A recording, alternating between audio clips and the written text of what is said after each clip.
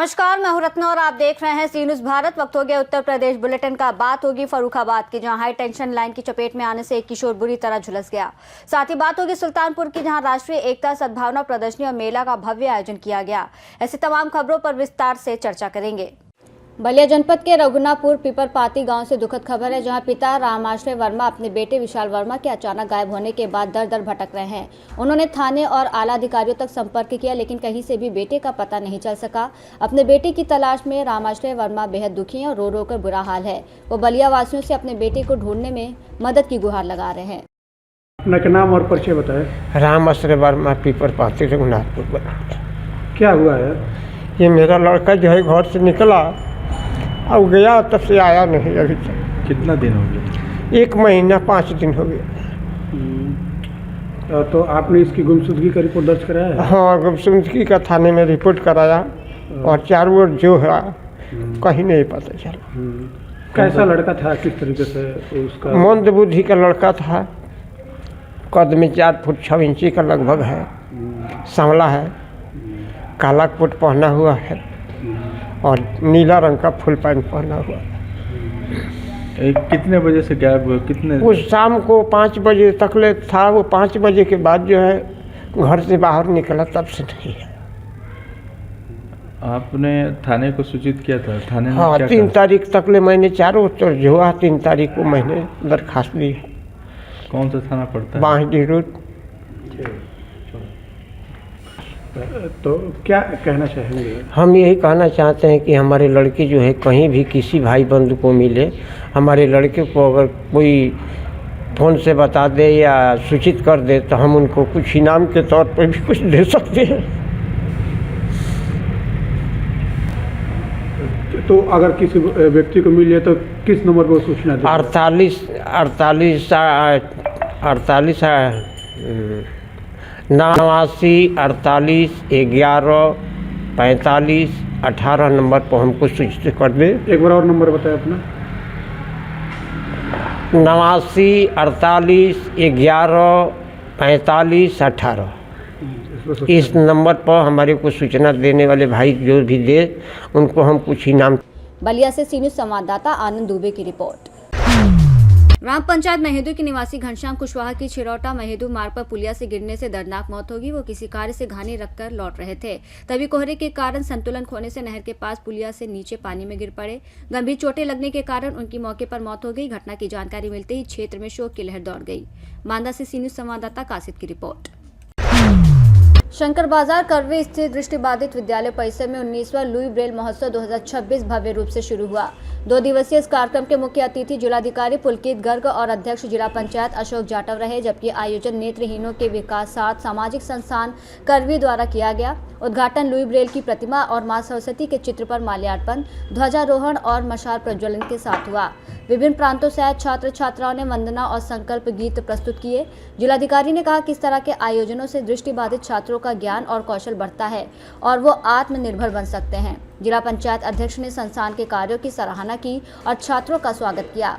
कार्यक्रम में स्वावलंबन योजना के तहत छात्र छात्राओं को सहायता राशि, प्रमाण पत्र और पुरस्कार राशि प्रदान की गई। आयोजन में शिक्षा प्रभारी सदस्य और अन्य पदाधिकारी और छात्र छात्राएं मौजूद रहे। कार्यक्रम में शामिल होने चाहे थे, किस प्रकार से दृष्टिबाधित बच्चे थे, किस प्रकार से प्रतियोगिता देखने को मिली? देखिए, मैं बताना चाहूँगा कि 4 जनवरी को वर्ल्ड ब्रेल डे मनाया जाता है और इसी के क्रम में आज यहाँ दृष्टि विद्यालय वहाँ पे 3 और 4 जनवरी को प्रतियोगिताएँ रखी जा रही हैं, जिसमें कई प्रदेशों से MP, छत्तीसगढ़, UP के कई शहरों से अलग अलग विद्यालयों से टीम्स आई हैं और इनके विभिन्न कॉम्पिटिशन्स होंगे, जो इनके क्विज़ कॉम्पिटिशन्स होंगे, म्यूज़िक कॉम्पिटिशन्स होंगे, अलग अलग प्रकार के इनकी नॉलेज के संबंध में, जो शिक्षा के संबंध में कॉम्पिटिशन्स रहेंगे। तो आज उसी का शुभारंभ है और यहाँ पे जैसा कि संस्थापक गुप्ता जी द्वारा बताया गया कि इतने 30 वर्षों से लगभग ये विद्यालय जो है वो संचालित हो रहा है और मैं आपकी पूरी टीम को ये बधाई देना चाहूँगा कि इस प्रकार से आप विद्यालय जो है मात्र समाज सेवा, जो समाज सेवी हैं उनके सहयोग से ये विद्यालय जो है वो चलाया जा रहा है और 100 बच्चों को यहाँ पर दृष्टिबाधित बच्चों को शिक्षा दी जा रही है। तो आप सभी लोग बहुत बधाई के पात्र हैं और इसी प्रकार से अच्छा कार्य करते रहें, इसलिए आज जो है प्रोत्साहन के लिए कार्यक्रम में आज सम्मिलित। चित्रकूट से सी न्यूज़ संवाददाता रोहित कुमार सिंह की रिपोर्ट। चित्रकूट करवी कचहरी परिसर में जिला बार अधिवक्ता संघ के चुनाव के लिए 5 जनवरी को सुबह 9 बजे मतदान संपन्न हुआ। कुल 578 मतदाताओं में से 45 ऐसे सदस्य थे जो 2 साल से कम समय के सदस्य और नॉन COP होने के कारण मतदान के योग्य नहीं थे। बचे हुए 533 में से 509 सदस्यों ने मतदान किया। सहायक चुनाव अधिकारी ने बताया कि सभी अभिकर्ता और प्रत्याशी 6 जनवरी को सुबह 8:30 पर संघ हॉल में उपस्थित होंगे और मतगणना सुबह 9 बजे पुलिस सुरक्षा व्यवस्था के बीच शुरू की जाएगी। चित्रकूट से सीनू संवाददाता रोहित कुमार सिंह की रिपोर्ट। फर्रुखाबाद के मोहल्ला सतवाड़ा में सुनील वर्मा के निर्माणाधीन मकान पर काम करते समय 14 वर्षीय शिव, उनके छोटे भाई रिंकू, 50 वर्षीय राजमिस्त्री गुड्डू हाई टेंशन लाइन की करंट के चपेट में आ गए, जिससे दोनों गंभीर रूप से झुलस गए। आनंद फानन में उन्हें सामुदायिक स्वास्थ्य केंद्र कायमगंज में भर्ती कराया गया, जहां प्राथमिक उपचार के बाद डॉक्टरों ने गंभीर स्थिति में राजमिस्त्री गुड्डू और शिव को आगे के इलाज के लिए जिला अस्पताल लोहिया रेफर कर दिया।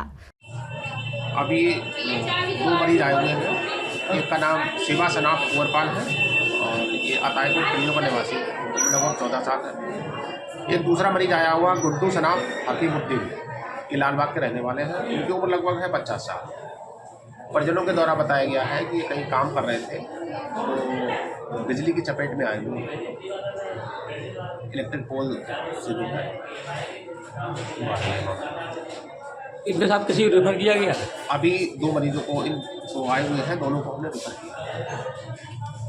कहाँ के रहने वाले हो? ये कौन तुम्हारा? हमारा कोई नहीं, इसका भाई है। क्या कर रहा था? यह क्या कर लगा? क्या कर रहा था? ये कुछ नहीं कर रहा था, ईंटें ढो रहा था। ईंटें ढो रहा? किसके साथ में? किसके यहाँ? सानू भाई है। सानू कौन है? ठेकेदार। चले वो अभी तो नहीं है। घटना कैसे घटी? घटना कैसे घटी? अरे उसके पैर चढ़ा था 11,000 लाइन पे। करंट कैसे लगा? उसका हाथ रख गया उस पे 11,000 लाइन पे। तो जो बताओ, जैसे लड़के जो है कितने लोग काम कर रहा है, जो कम उम्र के लड़के कितने लोग काम कर रहा है? ठीक है, नहीं यही था। यही था। और तुम्हारी उम्र कितनी है? क्या नाम है तुम्हारा? हमारी उम्र 11 साल है। अच्छा, तुमने काम किया? उसकी उम्र कितनी है? मेरा लग रही तुम्हारी। फर्रुखाबाद से सीनू संवाददाता आदेश की रिपोर्ट। मेला रामनगरिया में व्यवस्थाओं को लेकर नाराज साधु संतों की समस्या पर जिलाधिकारी आशुतोष कुमार द्विवेदी और पुलिस अधीक्षक आरती सिंह सहित अपर पुलिस अधीक्षक और सदर SDM मेला क्षेत्र में पहुंचे और संतों से मुलाकात की। जूना अखाड़ा संत समिति अध्यक्ष सत्यागिरी महाराज सहित अन्य अखाड़ों के संतों से बातचीत कर सुरक्षा और सुविधाओं से जुड़ी सभी मांगों का संज्ञान लिया गया। जिलाधिकारी ने आश्वासन दिया कि संतों की सभी मांगें पूरी की जाएंगी और मेला सुचारू रूप से चले। इसके बाद प्रशासनिक अमला कैंप कार्यालय लौट आया और संतों को कोई परेशानी न होने दे, इसकी गारंटी के साथ आगामी आंदोलन और धरना फिलहाल स्थगित कर दिया गया। महाराज जी, आज प्रशासनिक अधिकारियों ने आपसे मुलाकात की है, भेंट वार्ता की है, क्या आश्वासन मिला और आगे की क्या योजना है? धर्म के लिए एक ही बस किस भाईचारे का बनाए रखें और किसी प्रकार की अंत कोई अगर परेशानी हो ADM साहब को बताएं और मेला को भव्य बनाएं और मेला को आगे बढ़ता रहे, यही सब बातें हैं। कल आपने अनशन पे आंदोलन की चेतावनी दी थी, के लिए कहा था। ADM साहब और SP साहब दोनों लोग सुबह आ गए थे, उन्होंने समाधान कर दिया था। ठीक है, अब आज कल का अनशन समाप्त किया है? कल का कोई अनशन नहीं है, आगे का जब होगा तो आप लोगों के समीप महाराज सत्यागिरी मिलते रहेंगे। ठीक है। ठेकेदारों की आज मीटिंग की थी। नहीं, मेले को व्यवस्थित और बेहतर करने की दिशा में लगातार प्रयास होते रहना है।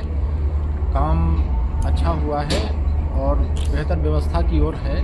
फिर भी क्योंकि जहां हजारों लोग आते हैं, विभिन्न जगहों से साधु संत महात्मा आते हैं, व्यापारी दर्शनार्थी भी आते हैं, श्रद्धालुजन, तो कोई अप्रिय स्थिति की पृष्ठभूमि न बने, कोई बेसिक इंफ्रास्ट्रक्चर डेवलपमेंट में या उसकी कार्रवाई में कमी न रह जाए और जाने अनजाने साधु संत समुदाय में किसी कारणवश व्यवस्था बस मन में भय भ्रम आक्रोश की स्थिति न रहे, इसके लिए सब अपना जो भी गतिविधियाँ हो रही हैं उसका मॉनिटरिंग की गई, सबसे संपर्क स्थापित किया गया और बेहतर मेला की व्यवस्था के लिए प्रयास किया गया। फर्रुखाबाद से सीनियर संवाददाता आदेश की रिपोर्ट।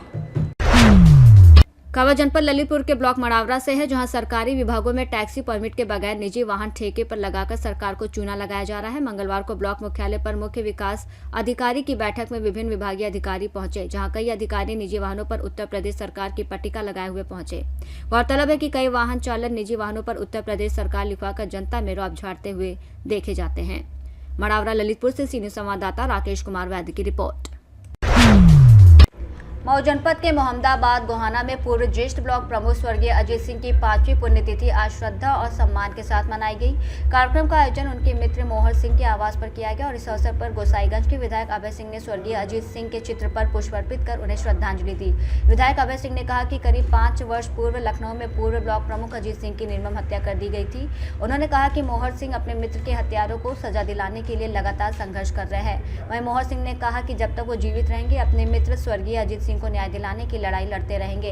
कार्यक्रम के दौरान मोहन सिंह और विधायक अभय सिंह द्वारा 151 गरीब और असहाय लोगों को कंबल वितरित किए गए। इस मौके पर मोहम्मदाबाद गोहाना के चेयरमैन प्रतिनिधि दीपक गुप्ता, डायमंड सहित कई गणमान्य लोग मौजूद रहे।